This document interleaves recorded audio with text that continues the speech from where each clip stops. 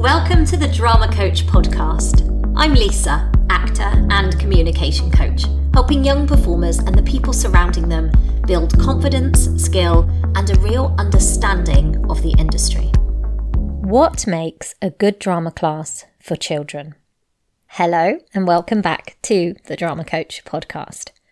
Today's episode is a solo one, and it's for parents and carers of young performers, or children who are just starting to show an interest in drama, acting, theatre, screen work, musical theatre, or performing in general.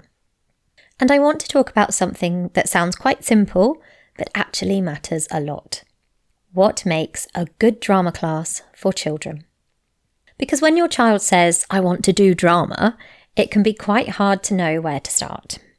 Do they need a stage school, a local drama group, LAMDA lessons, youth theatre, a screen acting class, a musical theatre class, a private coach?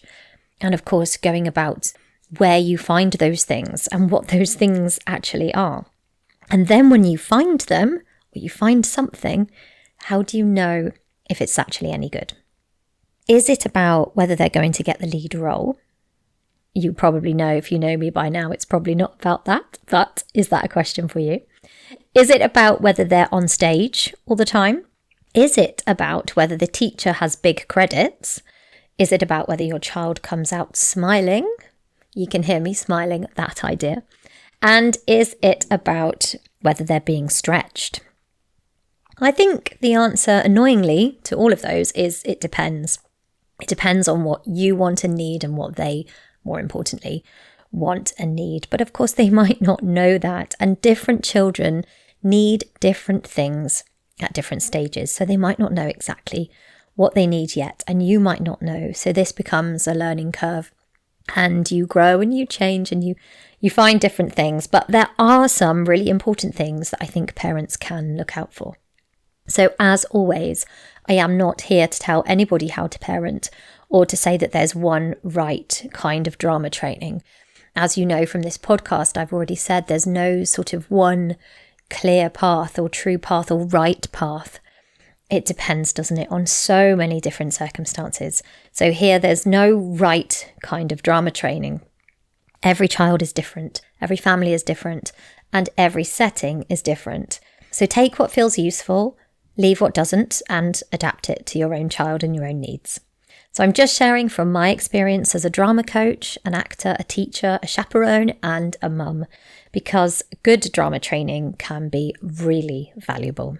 Not just for the children who want to act professionally, but for confidence, communication, creativity, friendships, empathy, focus, resilience, and learning how to stand up, use your own voice, and take up space in a healthy way. So, let's talk about what actually makes a good drama class. My first section, a good drama class should feel safe. And I don't just mean physically safe, although of course that matters as well. I'm meaning emotionally safe here.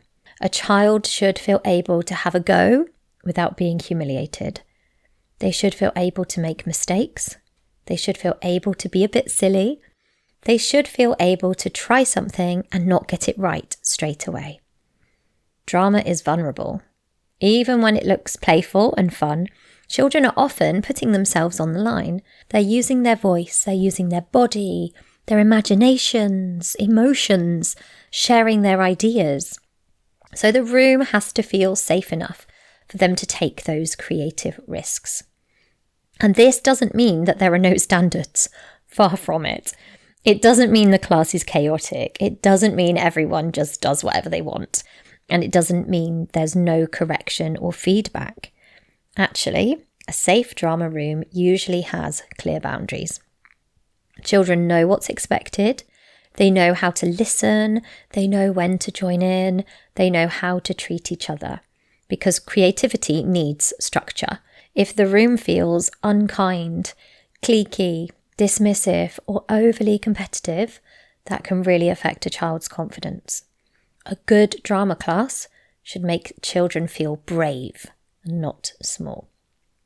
So my next point is it should build confidence without forcing confidence. This is a big one for me.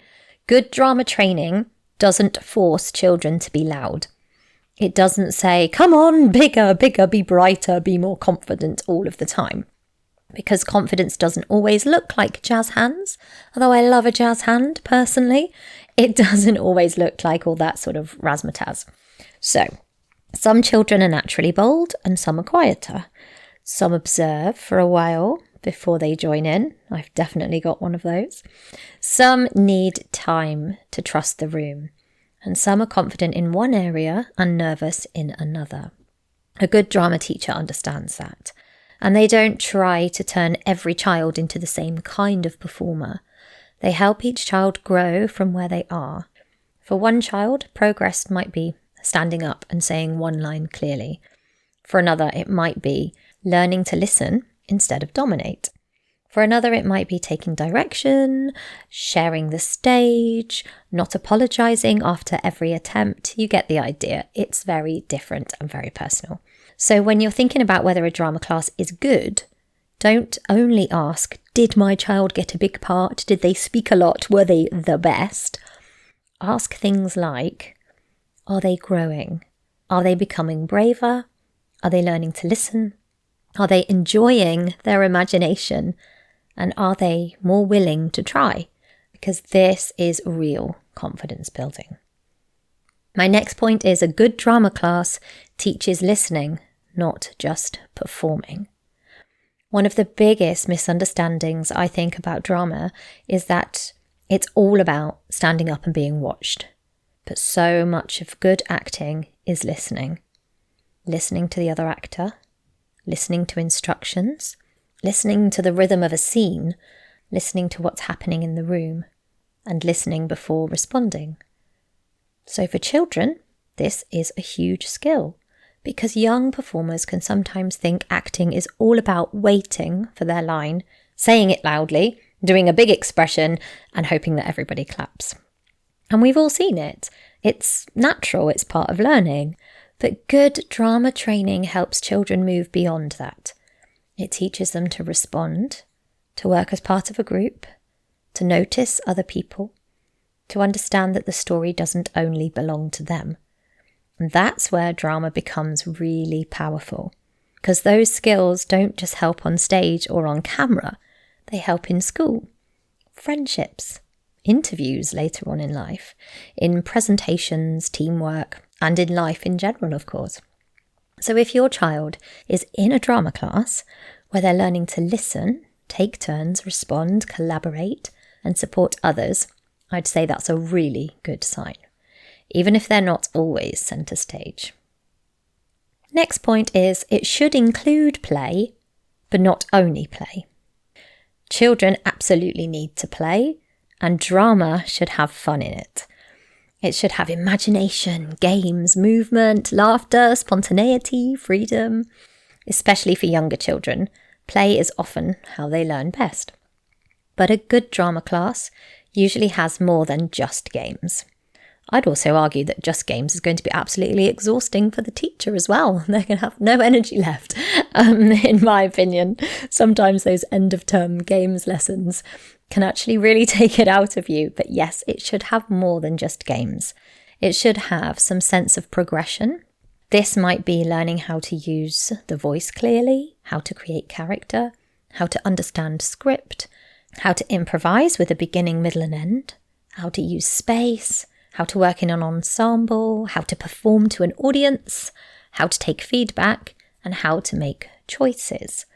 The class doesn't need to feel like school either, although you could apply lots of this to a drama class in school, of course, but if you're looking for something for your child to attend that isn't part of school, that's really what we're talking about here, and it shouldn't and it doesn't need to feel like school. It doesn't need to be heavy or formal. But if your child's going every week and only ever playing the same games with sort of no deeper development, it might be worth asking what they're building over time. Because fun is absolutely important, but I'd argue growth is important too. And the best chances is often to manage both of these alongside. That's, the child can have fun and grow. That's the sweet spot. That's what you're after. Children enjoy themselves, but they're also learning real skills underneath it all. A good drama class should stretch them without crushing them. I feel this is so important, and we have heard, or I certainly have heard, the horror stories about drama training crushing students. We don't want that. So this is another balance that we need to look at.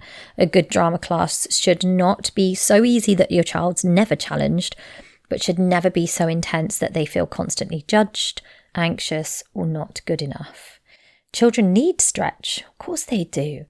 They need moments where they think, oh, I'm not sure I can do this. And then they try, and then they push through, and then they realize they can. And that's wonderful, isn't it? This is where growth happens.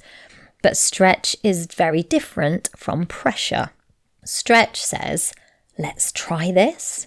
You're ready for a bit more. Have another go.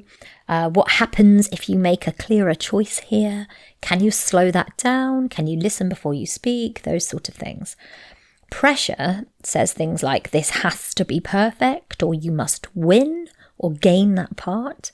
You have to get the lead. You're only good if you get a high mark. Everyone else is better than you. Those horrible sentences. That is not the same thing as stretching. So a good drama teacher knows how to challenge a child while still keeping their confidence intact. Confidence is so important. And again, this doesn't mean constant praise. Children can handle feedback, and they need it. Many children love proper feedback when it's given well because it helps them improve. But the feedback should always feel useful, not shaming. Specific, not personal. For example, try lifting your voice at the end of that line so we don't lose the thought. Yeah, that's a very different sentence than, you're too quiet, no one can hear you.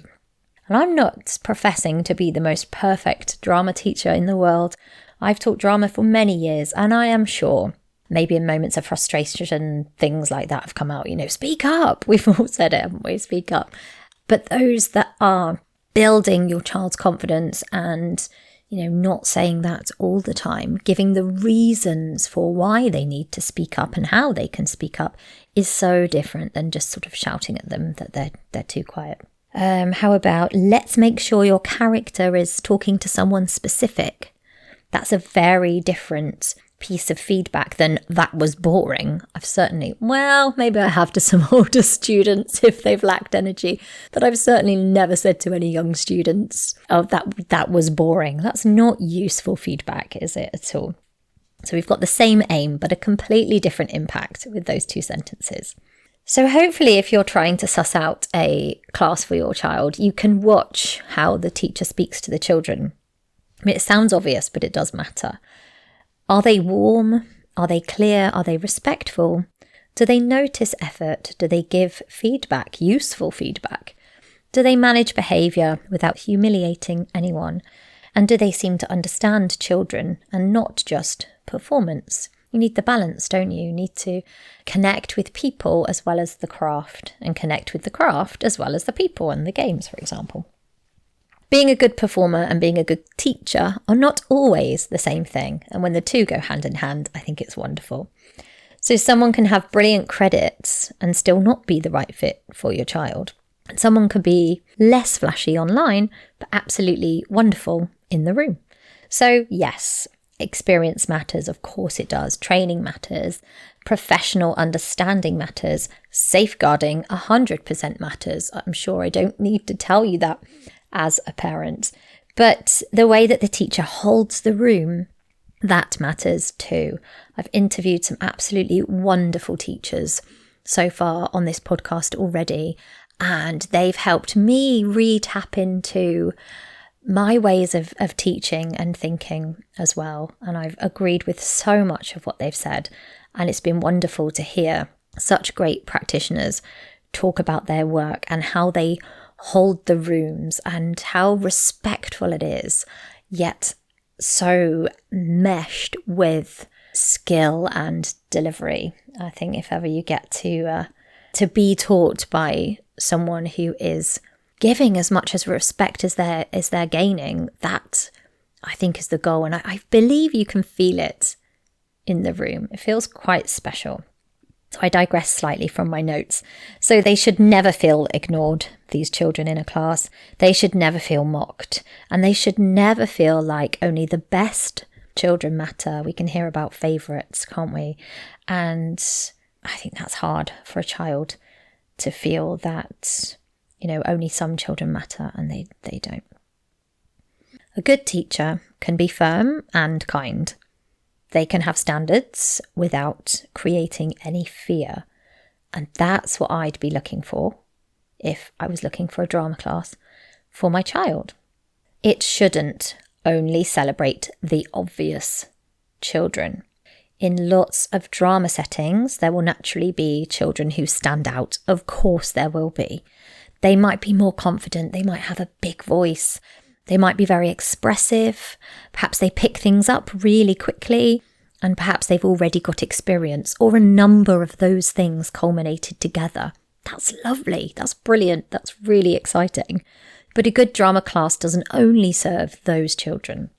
It should also support the quieter child, the child who needs time, the child who has great ideas but doesn't always put their hand up, the child who is funny but nervous, the child who is reliable and hard-working but not flashy, the child who's still learning how to focus, the child who loves drama but doesn't want to be pushed into auditions or exams. A good drama class sees potential in different forms because talent doesn't always arrive loudly.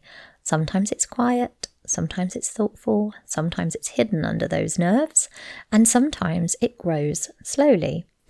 I think it's really important for parents to remember that too. Your child doesn't have to be the loudest in the room to be progressing. They don't have to be cast as the lead to be learning. Even this week, I was hearing comments from parents online about, their children constantly being overlooked. And I think that feels really sad for the child and the parent. But if you can get to the bottom of it, and if you can reframe what overlooked looks like, if you've got the right teachers around you, they can build you up from where you are. And hopefully that can become a thing of the past, this idea of, only the lead part or the loudest or the strongest being recognised and not the other children. So they don't have to be the ones winning the medal, getting the distinction or getting picked first to be gaining something valuable out of drama training. Sometimes the growth is far more subtle. Perhaps they make eye contact, speak a little clearer, stay in role for longer. All of these things are so important. They listen better. They recover from a mistake. They take a note without crumbling, and they try something new. All of those things are so important, and all of those things are progress. And if your child wants to act, they need to learn those things. It's not going to be enough for them to just be good at being loud or being the centre of attention. We need all of those other elements, and there will be another solo episode after this one about talent isn't enough and all the other attributes that a child will need going into the acting industry, so look out for that one. My next point, a good drama class should teach ensemble, not just spotlight moments. This is huge. Acting is never just about having your moment. It's about telling or serving the story. And sometimes your job in the story is to support someone else's moment. That is not lesser, that's acting. I always used to quote the Stanislavski line to children, there are no small parts, only small actors, when you used to get the grumble of, they've got a bigger part than me. It's what you make of it, and you are all serving the story. And yes, I did used to get a little frustrated with the sort of hierarchy of parts. So it's not lesser, it's acting. And a good drama class should help children understand ensemble. That's how to work together, how to build a scene, how to share focus, how to support the person speaking, how to stay alive on stage even when you don't have a line. That's so important. And how to be generous. Because the child who can only perform when they're the centre of attention will struggle later on. The child who can listen, support, take direction, stay focused and serve the scene is developing real skill. And I know that can be hard sometimes, especially if your child comes home disappointed because they didn't get the part they wanted. But smaller roles can teach enormous things: patience, discipline, presence, timing, teamwork, humility, reliability. Those are not consolation prizes. They're all part of the craft. The next thing you should be looking for, in my opinion, in a good drama class is that it should be age appropriate. A good drama class should understand age and stage. What's right for a 7-year-old is not always what's right for a 14-year-old. Quite often not. What's right for a child doing drama for confidence may not be right for a child preparing for drama school. What's right for a child who loves musical theatre may not be right for a child who wants screen acting. And all of that is okay. But the material, the expectations, and teaching style should be appropriate. Children should not be pushed into emotional material they're not ready for. I've seen this before. Parents really pushing their child, say, up the LAMDA grades. If you don't know what a LAMDA exam is, go and check out my episode with Jules all about the LAMDA exams. But I've seen parents pushing their children to higher grades. Oh, can you just do this grade with them? And the child's been really talented at acting and flying through the grades. And I've had to say to them, with wonderful advice from a LAMDA teacher that trained me, that actually they're not emotionally mature enough for that material yet. How about we do a level at the level they're at in a different discipline? Perhaps they were doing acting and they're also going to do a Shakespeare or a musical theatre or something like that. They should never be pushed into work that is emotionally too deep, too old for them, in my opinion. They should not be asked to perform scenes that they don't understand. They might need help and guidance in understanding scenes. They should not be made to handle adult themes without any care, and they should not be treated like miniature adults either. And that doesn't mean we patronise them, far from it. Young people are capable of brilliant, thoughtful, truthful work, but they need guidance that respects both their ability and their age. Good training protects the child while developing the performer. Parents, look at how your child is after the class. This is a really good indicator, and there is nothing wrong with trialing several classes, in my opinion. I used to think, especially when I was younger, that if you signed up for something, that was it, you were stuck with it forever.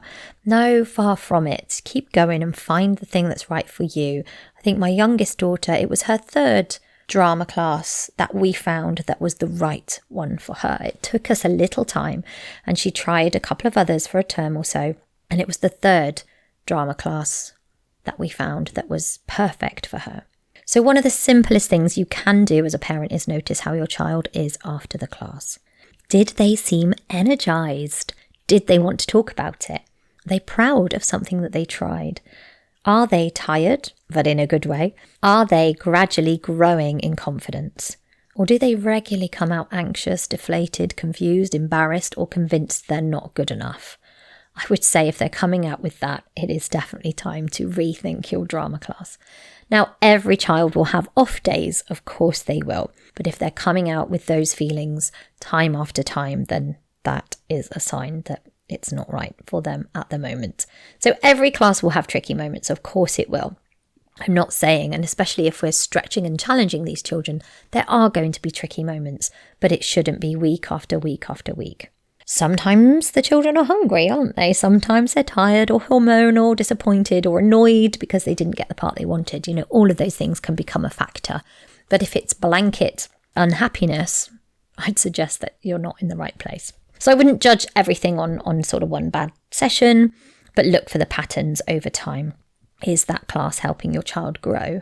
Not just as a performer, but as a person.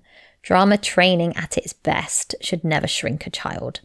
Should expand them, right? So ask what the class is actually building. There's no harm in asking and inquiring. If you're unsure if a class is right, it's okay to ask questions.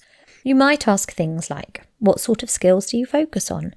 How do you support different confidence levels? Is there a performance at the end? Do you work towards exams? How do you give feedback? What happens if my child is nervous? How do you choose roles? How do you support children who aren't always the loudest? And a good teacher should be able to talk about their approach. They may not have a perfect glossy answer, and that is absolutely fine, but they should be able to explain the thinking behind what they do. Because parents don't always need more hype, do they? They need things to be made clear for them. So the best class is the right fit for your child, and I'm thinking you're probably sensing this already. I think this is the main thing. The best drama class is not always the biggest one. It's not always the most expensive one. It could be, but it's not always. It's not always the one with the flashiest show, or that posts online the most, or that sounds the most sort of industry in quotation marks. The best drama class is, of course, the one that is a good fit for your child at this stage. That's not me trying to get out of this question.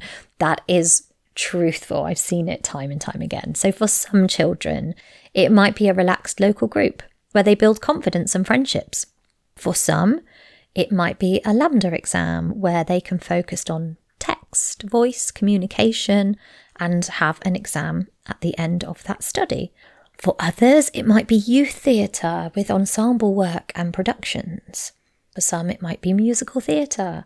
For some, it might be screen acting, although in my opinion, that is harder to find, which is why I'm working on a screen acting course, but I'll talk about that another time. For some, it might be one-to-one coaching for specific exams or auditions.